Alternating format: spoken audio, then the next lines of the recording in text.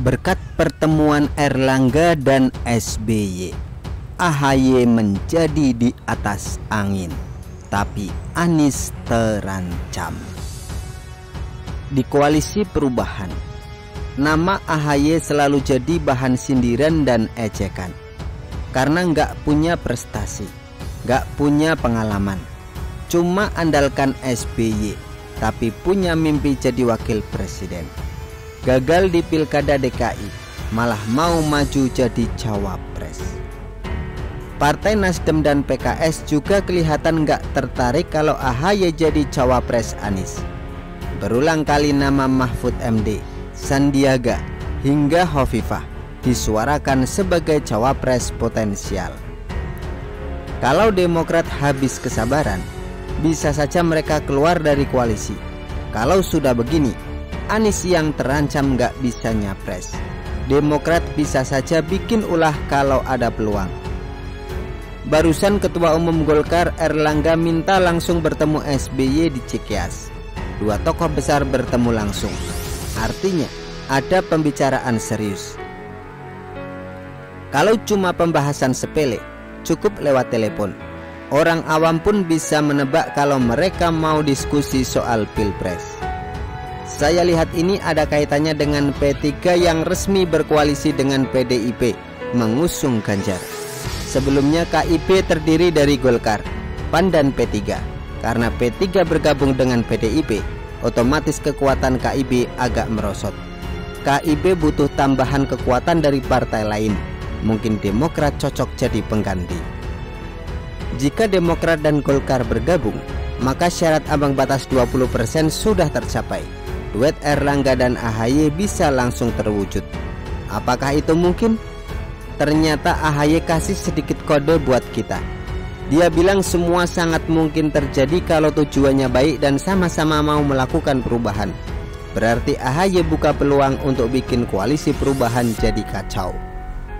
Pertanyaan lainnya, apakah Golkar yang pindah ke koalisi perubahan atau Demokrat yang pindah ke KIB?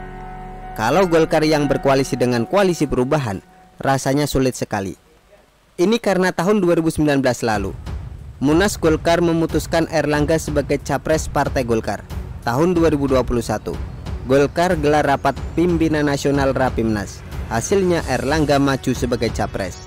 Kayaknya Golkar nggak mau tawar-menawar soal capres. Jadi ada dua skenario. Kalau Golkar gabung ke koalisi perubahan, maka Erlangga capres, lalu Anies juga capres. Ya nggak bakalan klop. Salah satu harus mengalah. Tapi siapa yang mau mengalah? Tapi kalau Demokrat yang gabung bersama Golkar, ini lebih gampang. Peluang AHY jadi cawapres terbuka lebih lebar. Erlangga tetap bisa jadi capres. Skenario ini menurut saya lebih masuk akal. Nah, dengan demikian AHY punya daya tawar yang lebih kuat. Kalau selama ini AHY nggak berdaya di koalisi perubahan karena nggak dilirik, maka pertemuan antara Golkar dan Demokrat bikin posisi Anies mulai goyang. Syarat bubarnya koalisi perubahan cuma satu, yaitu salah satu partai keluar dari koalisi. Mereka bakal game over dan Anies jadi gelandangan politik. Dari sini kita bisa lihat AHY berpeluang ancam posisi Anies. Golkar beri harapan pada Demokrat. AHY bisa tersenyum lega karena ada pintu peluang yang terbuka untuk dia. Mimpinya untuk jadi cawapres kembali terang seandainya Golkar memang ajak Demokrat berkoalisi. P3 yang awalnya ke KIB aja mendadak gabung ke PDIP dan dukung Ganjar. Kenapa Demokrat nggak bisa keluar dan gabung ke Golkar? Semua bisa terjadi. Apapun mungkin terjadi. AHY tadi udah bilang, peluang koalisi selalu ada. Orang yang komitmen nggak akan melirik peluang lain di luar. Bisa dibilang koalisi perubahan nggak solid yang kita bayangkan. Anies yang bukan ketua umum partai, juga bukan kader partai, nggak punya logistik, punya riwayat utang piutang saat Pilkada DKI. Biasanya rentan dengan resiko gagal nyapres. Anies nggak punya apa-apa selain rekam jejak amburadul selama jadi gubernur dan juga rekam jejak jagung ngibul. Jika pada akhirnya Anies gagal nyapres, ini bukan hal yang aneh. Kalau mau koalisi aman, Anies memang harus memilih AHY sebagai cawapres. Demokrat paling rentan dipengaruhi karena niat AHY untuk jadi cawapres. Golkar mungkin sedang merayu. Kalau Anies masih jual mahal, resikonya adalah jadi penonton di Pilpres. Mungkin akan ada perlawanan dari Nasdem dan PKS yang dari awal kurang setuju dengan nama AHY, atau malah Anies mungkin kurang tertarik berduet dengan AHY. Dengan munculnya Golkar sebagai pihak ketiga, maka AHY di atas kertas bisa bikin Anies terperosok. AHY di atas angin saat ini. Ibarat saya minta naik jabatan di perusahaan yang sekarang, tapi tidak digubris dan perusahaan lain menawarkan jabatan yang lebih tinggi. Saya punya daya tawar. Saya jadi PD kasih pilihan ke atasan. Apakah mau naikkan jabatan saya atau saya pindah ke perusahaan lain? Inilah yang terjadi pada AHY. Dari yang putus asa dilepahin dan tidak dianggap, jadi punya power untuk negosiasi ulang. Anies yang pusing tujuh keliling. Anies harus putar otak gimana caranya mempertahankan Demokrat supaya tidak minggat. Anies selain harus berhadapan dengan lawan tangguh yaitu Ganjar dan Prabowo, juga harus menjaga AHY agar Demokrat gak ngambek lalu kabur.